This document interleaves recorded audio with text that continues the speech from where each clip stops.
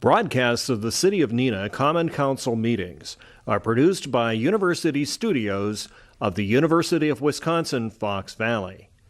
Neenah residents can get information about City Council meetings, City Committee meetings, meeting agendas, and other documents via the City website, www.neenahgov.org. Neenah residents can express their opinions about city issues or about these broadcasts by contacting the mayor's office, contacting their city alderman, or by completing the electronic feedback form on the city website, www.neenahgov.org. All public portions of the meetings are recorded in entirety and are not edited for playback.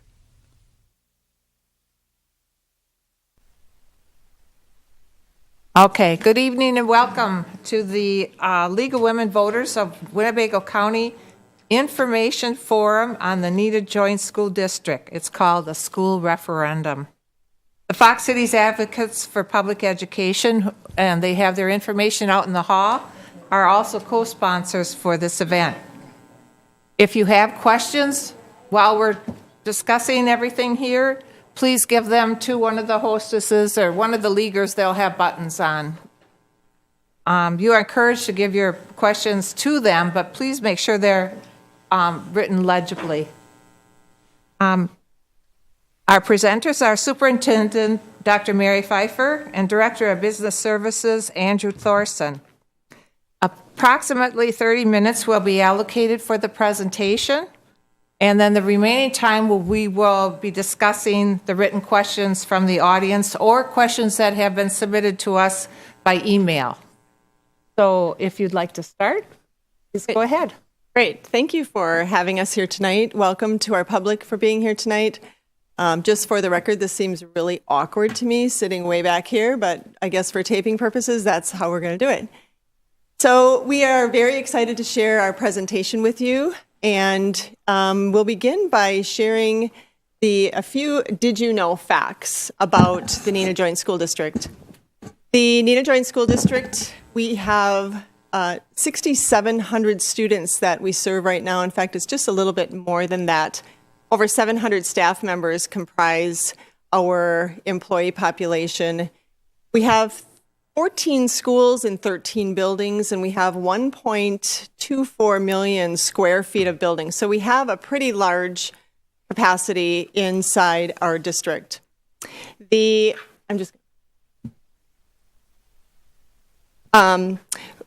For the average age of our buildings is 70 plus years old. So it's quite, we have aging buildings, and it's now time to renovate them, and you'll hear more about that a little bit later. The other thing, and probably more importantly, is Shattuck, and that's been a big source of conversation. Shattuck was built in 1928 and over 90 years old. The original part of Shattuck is not what stands today, but we have added on to Shattuck, and although it's been maintained, the board has decided it's time to replace Shattuck. And lastly, in 1995 was the last time that we had a building capital facilities referendum. That was quite some time ago, more than 20 years ago that we had that referendum. It's also important to know that in 2006, we did have an operating budget referendum. That was not a capital referendum, but that also took place in 2006. Additionally, we have enrollment that is remaining stable, and we did a facilities study as a part of our work before presenting the public with what you're going to see tonight. We're not seeing a lot of increase in population. In fact, we're anticipating probably 100 students throughout our district to increase over the next 5 years. So our population isn't really what's driving us for this question. We have the lowest mill rate, and that's something that we've been very proud of, and one could say it's a curse and a blessing, because the blessing comes as we don't have any debt. We're a low mill rate district. But on the same side, compared to other districts who have gone to referendum, there is debt they've recovered, and they've been able to increase their mill rate a little bit. You'll see that a little bit later. So we are a very low spending district, and we have a low mill rate. And then I mentioned we're debt-free, and then lastly, we are very proud to be a high-performing district. Our district has exceeded expectations on our school report card, and if you take a look online, you'll see our schools are very high-performing. So I'm going to talk a little bit about our process, and our process began 2 years ago. In fact, it was in January of 2017 that we first started talking about this. Bray Architect is who we hired to assist us. And between Bray and then eventually Myron Construction, those two companies are going to be, they have assisted us through the process, and they are on board right now. The board developed values that they were going to review and they were going to commit to during this process. The first one you see never wavered from their work, and that is keeping our buildings safe and secure. The other one is to have a functional and reliable infrastructure. That was significant to them, and I believe significant to the community, as the survey has indicated.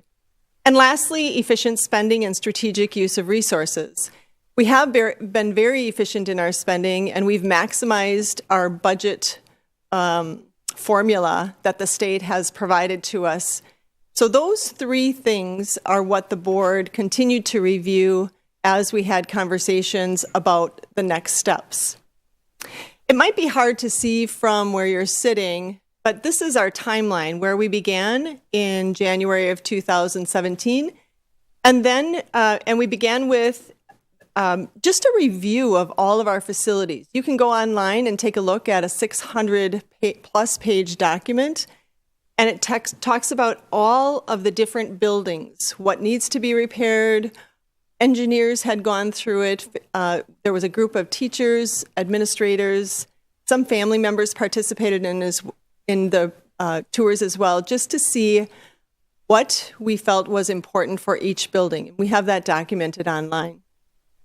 We then did a lot of review of that data, and ultimately we looked at structures, we looked at different buildings, we looked at building new, building renovating. All of those things we took a lot of time to discuss before we had 11 board community feedback sessions. Those took place from mid-2018 through December.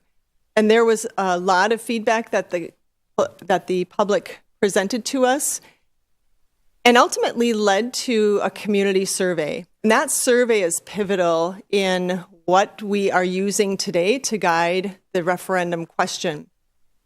The survey was sent to all of our community members. So we sent out 22,000 surveys, and that accounted for at least 2 in every household.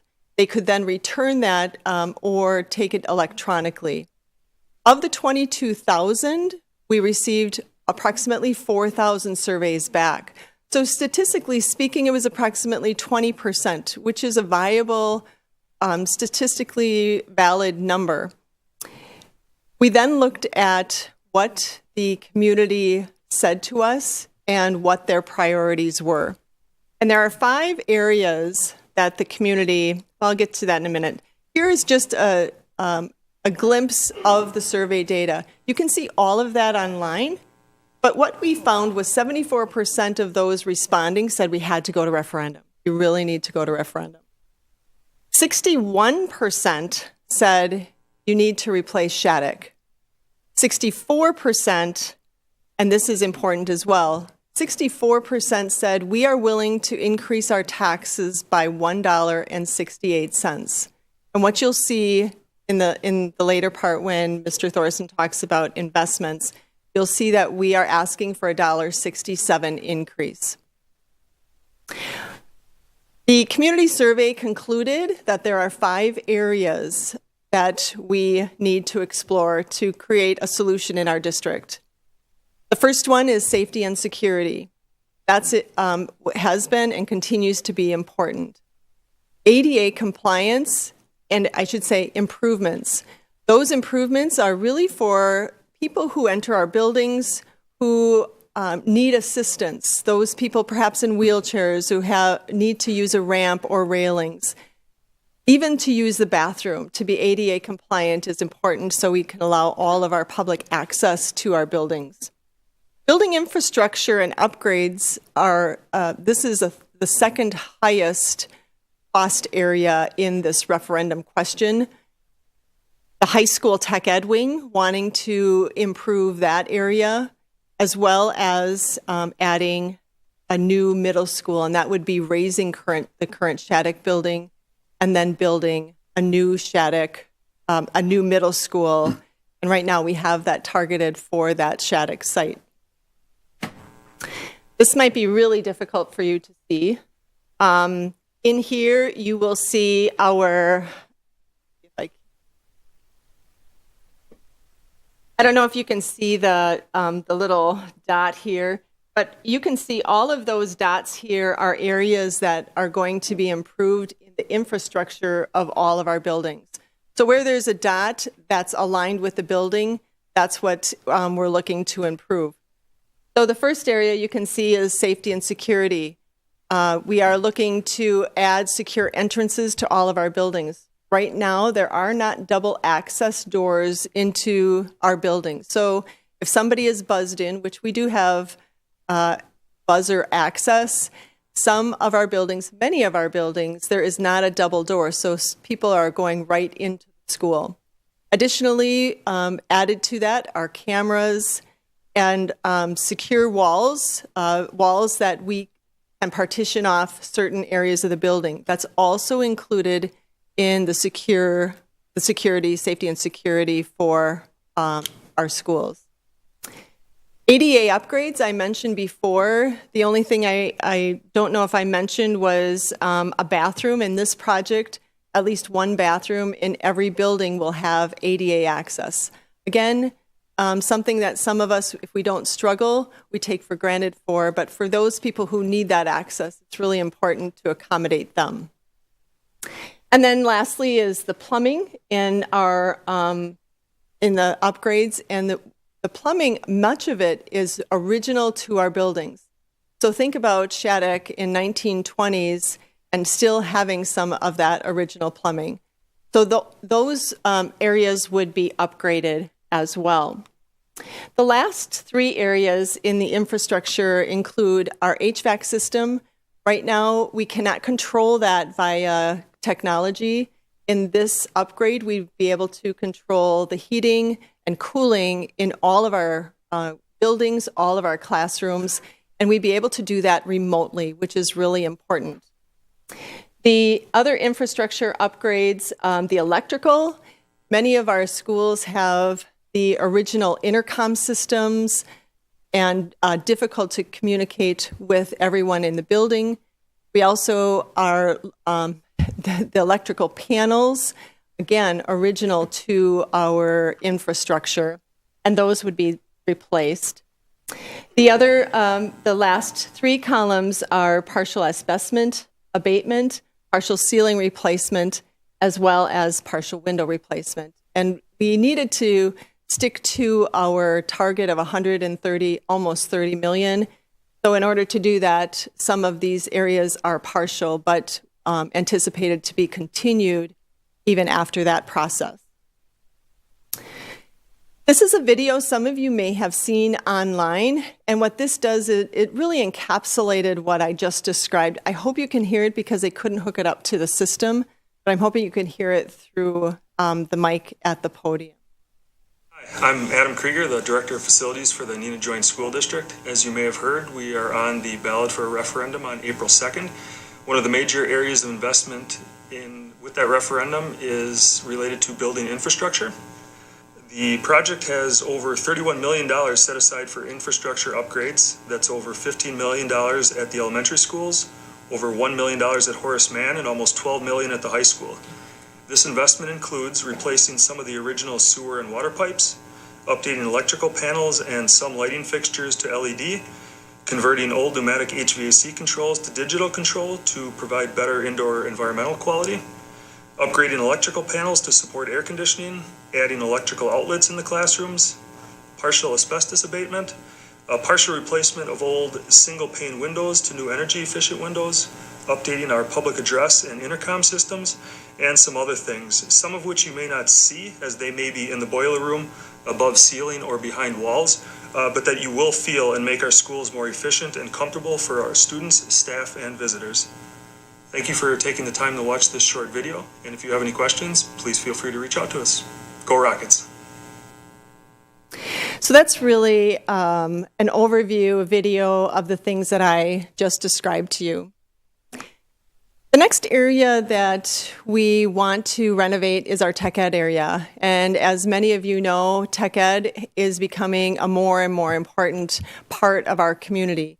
In the trade area, we have a lot of our businesses who are looking to hire, and many of them looking to hire right out of school. Our current spaces, we really feel we need to upgrade. What our ambition is to help students, especially those who are going from school to work, have the easiest transition as possible. This picture right here is a current classroom in our tech ed area. I will be showing you some pictures from other school districts, those who have upgraded their tech ed areas, so you'll be able to see how other schools have renovated their tech ed areas. So this is in our automotives area. It's a typical classroom in that space. This is a space that is more modern, more flexible, more like a similar work environment where you see students working at their computers. Notice in the background there's another classroom, and even on the side there's another classroom. Technology access along the walls. Again, it's another area. Not sure if ours is going to look exactly like this because we have not hired an architect to do this work yet. We wouldn't do that because we haven't passed the referendum, and that would be wasteful of dollars.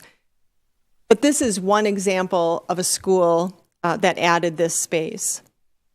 Here's our current materials area, our construction area. They do a lot of work in here. Here's our welding area. Again, pretty segmented. These two spaces are apart from each other. This is not conducive of what students experience in the workforce. If you take a look at this design, however, you can see there's welding and construction in the same area. It's like a one-stop shop where students could be designing, could be constructing, going into the welding area if necessary. You see the high ceilings, much better ventilation than we have right now in our space. This is a robotics area, and robotics is, for those of you who don't know what it is, I'll be very simplified in my explanation. It's where students are building robot-like robots that go through different pathways or solve different problems. And this is becoming more and more important, not only in students' creative thinking, but also we want the workforce is looking for students to be able to problem solve. And there's competitions. If you haven't been to one, they're kind of fun to go to. This is our current robotics area. This would be a new space. You notice it's larger, more functional.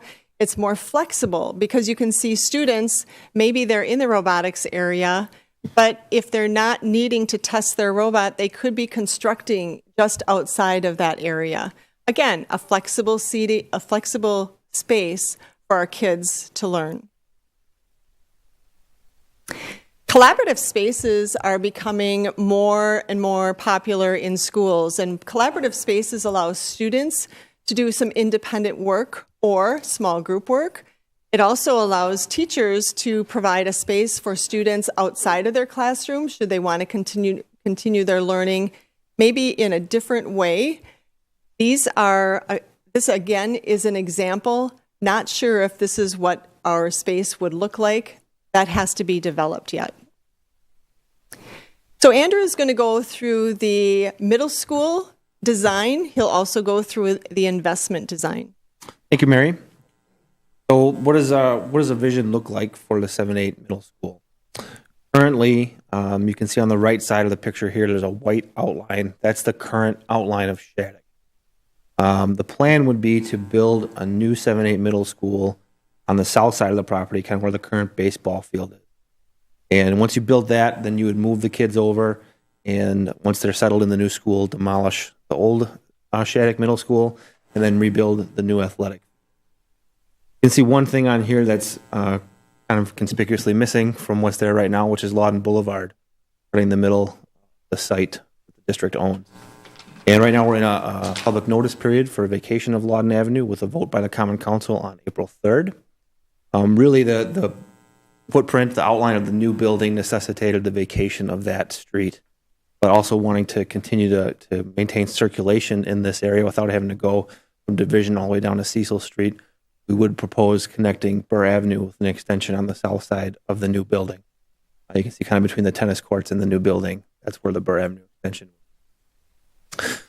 This is what it would look like. It's in the same state as what Mary just talked about with the high school, where it's conceptual at this point. These are boxes on a plan outlining the space that would be needed to program a 7-8 middle school, with more to come if the referendum passes.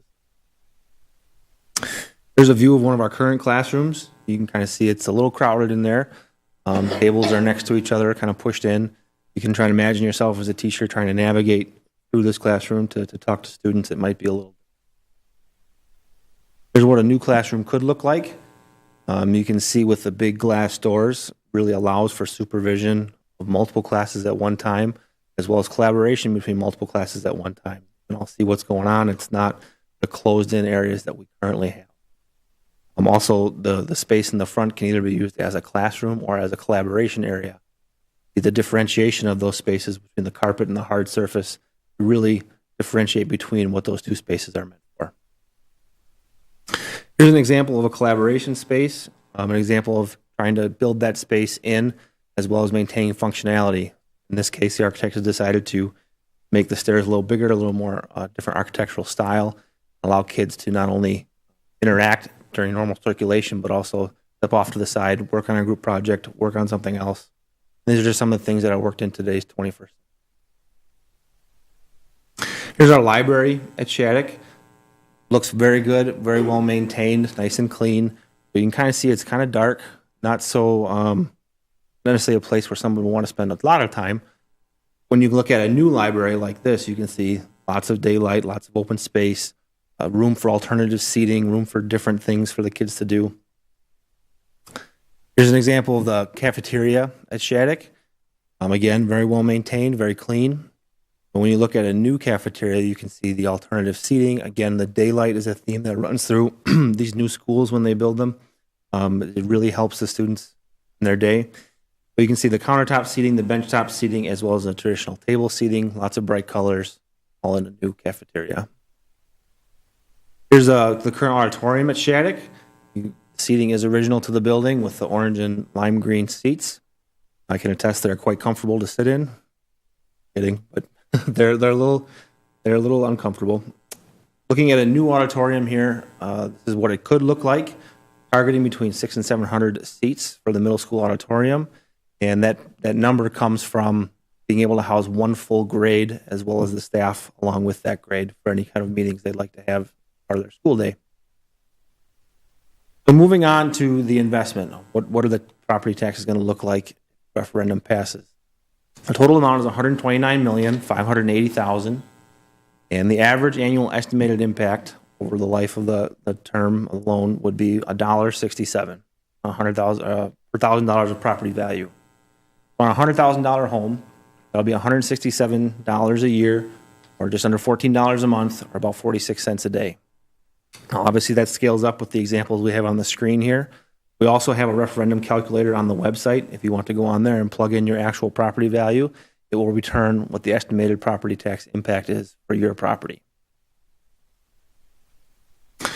Here's Here's a pie chart showing how that investment is being broken up. So you look at the bigger red area in the bottom right, that is the Shattuck Middle School, or the new 7-8 middle school project, at just under $84 million.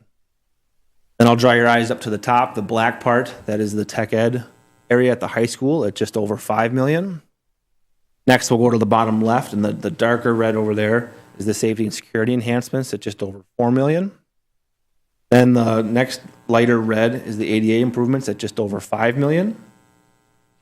And then the upper left is the gray at $31.182 million for all of the infrastructure, the plumbing, the HVAC, the electrical work. So looking at all these, about 25 million that's actually being spent on elementary schools. The question that we've had come up is, we focus on a high school tech ed project, we focus on a middle school 7-8 project. Where is the elementary school in this? Because we have 10 elementary buildings. Well, we're proposing, the referendum is proposing to invest over $24 million in the elementary schools between the infrastructure, ADA, and safety and security upgrades. Here's a history of the school district taxes in Neenah. And you can see there's a history from 1996 all the way to present day. As Mary indicated earlier, our mill rate is the lowest in the valley, and it's the lowest on the history of this chart. At $7.28, which is what that black horizontal dashed line shows.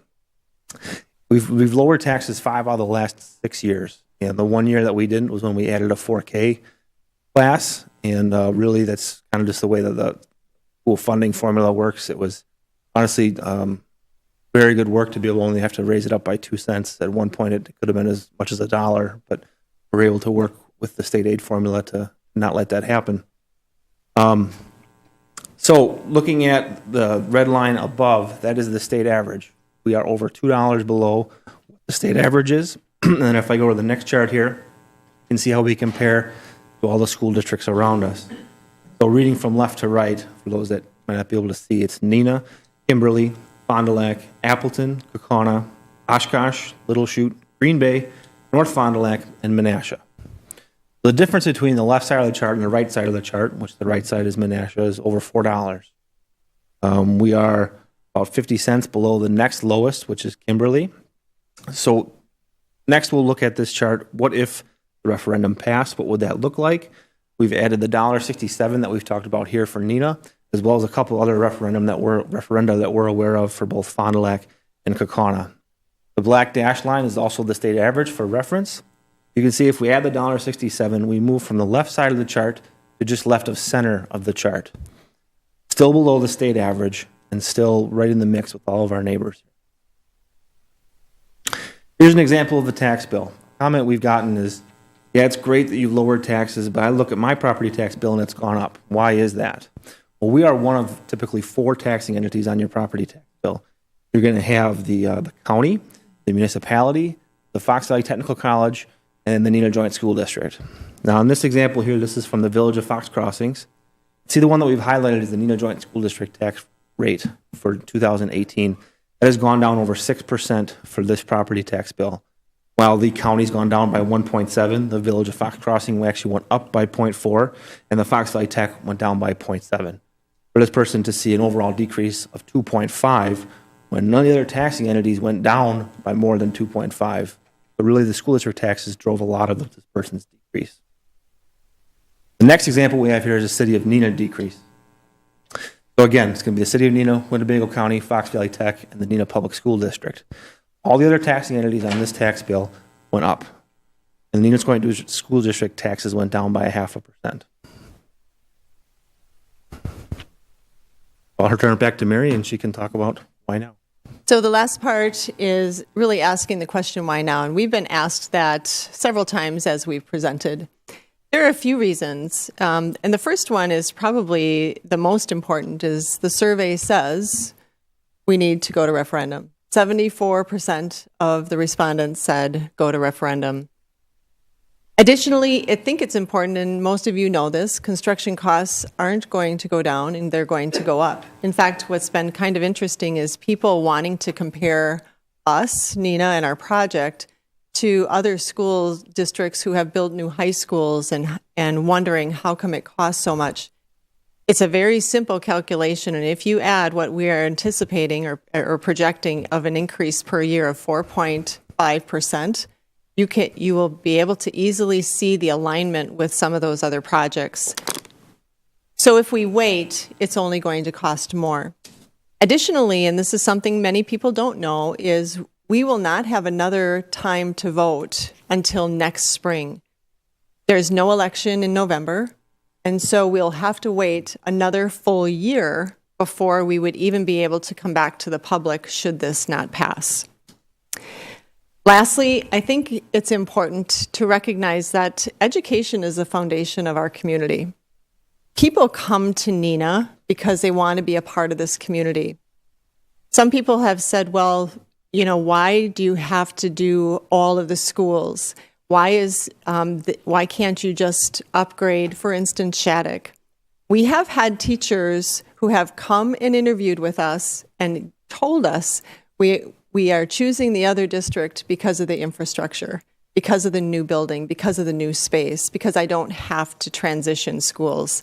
That is a very common thing, and we are, I feel, obligated to hire the best candidates and have the best environments, not only for our kids to learn, but for our teachers to teach in. And then lastly, we might ask ourselves, if not now, when? We've waited over 20 years. 1995 was the last time that this district went to referendum. Quite frankly, if I had to turn back time, I think there were two issues in the early 2000s. One of them was an operating budget that should have been a capital referendum for our public to vote on, not an operating budget. So I think we have to do due diligence to our kids. There's a lot of places you can find information. You can go online. There's cards outside that you could have picked up when you walked in. Feel free to pick them up when you leave. We do have 2 more sessions for the public. One is at Neenah High School. That will be on March 6th. And then the other one is at Shattuck. That's March 20th. And so now we would be able to take any questions. Okay. At the beginning of the facility meetings in February 2018, the elementary schools overcrowding was a #1 issue. This is not resolved with this $129 million referendum at all. A new fifth through 6th grade school would give extra space to every elementary school. Why is the rebuilding of Shattuck more important than the 10 elementary schools overcrowding? Great question. I'm happy it's asked. I would say to whoever asked that question, it's somewhat short-sighted, and they haven't heard our board speak. The reason a 5-6 building was eliminated from the priority was that our board and our public did not have enough input about closing elementary schools. And nobody wanted to talk about that. Because if we built a 5-6 building, we'd make a larger elementary school at Horace Mann, so those 6th graders would leave Horace Mann. Our public was not ready, from my perspective, and I think the board realized that, to talk about what elementary schools to close. So our board shifted the conversation from the elementary to the 7-8, believing that that was the best place for us to really start our ambition of making sure that Neenah is a great place to be. Okay. If Shattuck is replaced instead of remodeled, and assuming there will not be another $210 million referendum in the next decade, what will the district do to address the needs at the elementary and the high school? Please do not tell us you will study that in June. That is an answer the voter needs now. I think that we have an obligation to, and whoever said don't say we're going to talk about it in June, I think we have an obligation to continue talking about it, period. When I took my position here in 2009, I didn't even have a 1-year plan, much less a 5 and a 10-year plan. So I think we're going to have to take a look at how we are going to continue to make renovations in this district. I also think it's important to understand that we now have over a $2 million budget for maintenance. We didn't have that when I came here. That grew and grew every single year. And so I'm proud to say we are finally at that level. That will continue even after the referendum is completed. So I think those things in place are going to be really critical. It has to be an ongoing conversation that we have. And I've suggested, similar to our technology expansion, for those of you who don't know, we did start at the middle school. We started at 6th grade. And every time we increased the capacity for one-to-one technology, we increased it on both sides. So 6th grade we started with, increased then to 7, 8, and 5, 4, until we now are fully one-to-one technology for our kids. That's going to have to be a method we use when it comes to our facilities. For new construction and major remodeling, what type of flexibility for new and changing technologies is included in all the building designs? Change is inevitable. In fact, by the time new construction is completed and at least some of the remodeling is finished, needs will have changed. Has this been discussed? Yeah, great question. It certainly has. We've talked a lot about how much of a challenge it is right now to do technology in our current buildings. We have very thick concrete walls, very thick stone walls, so Wi-Fi was a challenge. But we figured it out, and a lot of the technology will be wireless to be able to connect to that. We have wireless connections to projectors. Some of you may have seen some of the troubles that we had here tonight before the presentation trying to connect in. That's because we're set up to connect wirelessly to everything, and we're not used to having to plug in as much. And that will certainly be integrated throughout all the schools, all the renovations. Okay. My nephew spent 5th grade at Clayton Elementary School in a small classroom with 31 other students and the teacher. They spent a lot of time on field trips because the classroom was way too small for all those people. Will this referendum do anything to ease the overcrowding at any of our grade schools? Currently, we are not, this does not include expansion of our elementary schools. What I can say, I'm not sure when 31 took place, but our class size at the elementary level, our average class size is 21.5 or around there, between 21.5 and 22. I think we have done a remarkable job at keeping our class sizes low and having the space at least accommodate that number of people. But in this referendum, it's not going to overcome overcrowding issues at the elementary. I'll add one more thing, is that we have, the board has been intentional in keeping class sizes low. They have also not had, we haven't redrawn boundaries as much as we probably should in order to keep class sizes even more balanced. There are some classes that have 18 in them, while other classes in the same grade have 25. We hesitate doing that because it does disrupt our families, and we don't want to have those transitions too many times. But that is another viable option in the absence of expansion. Are any of the following companies being involved with the improvements on any of the schools? Bray Architects, Muirman Engineering, and Fredrickson Engineering. They were the ones who did the assessments on all the schools. Do we know who will be doing the possible construction of the 7th to 8th grade school, or will it be competitively bid on? Another good question. So currently we have Bray Architects under contract as well as Myron Construction. From the construction side, we've directed Myron to bid out every aspect of the project. So they are our construction manager. They will be handling the oversight of all the construction contracts, but we expect to receive bids on every piece of work that's done. Going on to the engineering side, Merman and Frederickson were two engineering firms that were mentioned. To be honest, I am not sure who they're going to have under contract because our contract is with Bray, and the expectation is that they would hire the sub-consultants.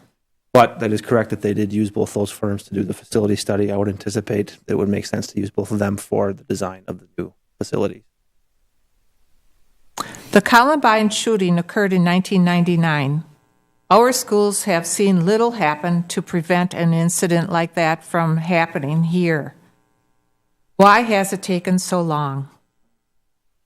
So we focused a lot on training of our staff. You talk to any of the first responders here in the Neenah area, which would include Neenah PD, Neenah Menasha Fire Rescue, Winnebago County Emergency Management, and even some of us went out in Washington, D.C. and got trained by FEMA. The number one priority is to train your staff and your students how to react in an emergency like that. Now, we have done a number of things, such as installing security cameras, key fobs, locking doors, changing habits as far as wearing IDs, having staff ask visitors in the building if they're not wearing an ID, if they look unfamiliar, to have a conversation with them, to direct them to the office to keep our kids safe. If any of you have kids in the district in the last, I think, 5 or 6 years, we probably started having more and more conversations about lockdown drills, about what it looks like to have an active shooter, somebody coming to do harm to our students in the building. Those conversations are much more valuable than any facility upgrade you can make because they're going to, and I'm not saying facility upgrades aren't needed by any stretch of the imagination. The number one priority we focused on was training of our staff and our students to be able to react, because the fact of the matter is the intruder is going to find a way in at some point if that's going to happen. The ADA was passed in 1990 with 8 enforcement guidelines between 1993 and 1999. Why has it taken till 2019 for NJSD to decide to become compliant? So right now we are compliant. When the law went into effect in 1990, it did not require facility owners to go and wholesale upgrade their facilities to make it 100% compliant with the current code called grandfathering. So if we were to upgrade a certain part of the building, there's a square footage trigger. If you renovate enough of the building, then you have to bring it into compliance. That being said, it may not be very convenient right now for our families or visitors that need those accommodations. The proposed improvements with the referendum would make it much more accommodating for those families and visitors to use our building. But it would be in code before and after. Improved athletic facilities are not addressed in the current referendum. Are there plans for additional improvements to the facilities? So actually at Shattuck, the plan has a new track, a new football field, a new baseball field, and a new practice football field. So the athletic facilities at Shattuck are getting an upgrade because I believe it's only a 6-lane track right now at Shattuck, and it will be an 8-lane track, as well as the bleacher facility out there will be replaced. As far as any athletic upgrades at any of the other facilities, that's correct. There are no upgrades. As far as that being addressed, there are some improvements being identified in the district's 5-year or 10-year major maintenance plan. But outside of that, I think we'll have to have more conversations, as well as Mary's point about the elementary schools as well. In the examples of or for the new 7 to 8 Shattuck School, how would the open area look prevent a violent event from happening? The open area look? Is that what it says? Yes, AIRY. So I think Mary talked about that. The segmentation doors are really a big part of how that works. The segmentation doors are designed to slow down any intruder and give people more time to respond to a potential threat. You would be able to section off parts of the building for kids to get safe or get out of the building and give them more time for first responders to come on scene and address the intruder. Okay. How will growth in the surrounding communities that use Neenah schools affect the enrollment? So we've actually got this question quite a bit. Growth doesn't necessarily mean more students in our schools. We've had plans drawn up for additions to Clayton, to Lakeview, to lots of areas that we thought were going to expand because there were areas being subdivided for more houses or TIF districts were being created to spur development, or even just development was happening on its own. And we saw the development, and we didn't necessarily see the kids. Our enrollment has stayed the same. We did a population study as part of the facility study, forecasted it out 10, 15, 20 years, and we're not seeing the growth expected to take place. And that takes into account all the economic factors. The person who did the study talked with all the development authorities around that have jurisdiction over development, and he's not predicting growth for our student population. This is our last question. Why does it seem prudent to lump all the other updates along with the new school? We had a conversation about one question or two questions, and I think what it boiled down to was this is all important. Some people may not agree with the Shattuck buildings and prefer a 5-6. Ultimately, we listened to our public. The community responded very strongly about Shattuck being replaced, not being refurbished. They also, the 5 areas that we talked about that I shared, those were the 5 areas of our community voice. And I felt, really our board felt, those were the things that we had to prioritize. To fall short wouldn't have been in the best interest of our kids. In fact, I've been criticized for not asking for more. So that was kind of the balance that we had, and then to have one question was a decision of the board. Okay, this forum will be broadcast on Channel 2 at 6 p.m. on March 12th. So if you have other individuals that you know of that couldn't come this evening, they would have another opportunity. There is, however, they would not be able to hear the short video that we had because the system isn't set up for that. But it will be broadcast again on Channel 2 at 6 p.m. on March 12th. I think we would like to thank the candidates with our applause. I'm sorry, not candidates, presenters. I'm so used to doing the others. Thank you. I want to thank you all for coming tonight, and thank you to the Neenah City Hall for allowing us to use their facility. I do have 2 announcements. One is there is a school board candidates forum on Thursday, March 7th at 6 p.m. at the Neenah Public Library. So if you're interested in that, that would be a good time to hear the possible new school board members. And this weekend, there is a budget action workshop that will be in Kaukauna on March 2nd. That is at, good grief, no time. Debbie, do you know what time it's at?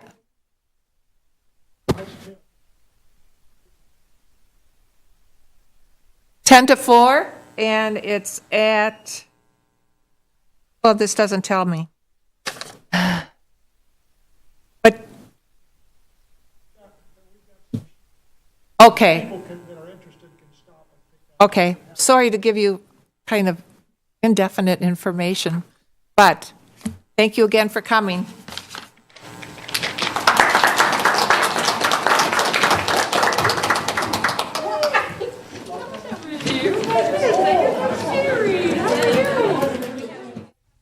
Broadcasts of the City of Neenah Common Council meetings are produced by University Studios of the University of Wisconsin-Fox Valley. Neenah residents can get information about City Council meetings, City Committee meetings, meeting agendas, and other documents via the City website, www.neenahgov.org. Neenah residents can express their opinions about city issues or about these broadcasts by contacting the mayor's office, contacting their city alderman, or by completing the electronic feedback form on the city website, www.neenahgov.org. All public portions of the meetings are recorded in entirety and are not edited for playback.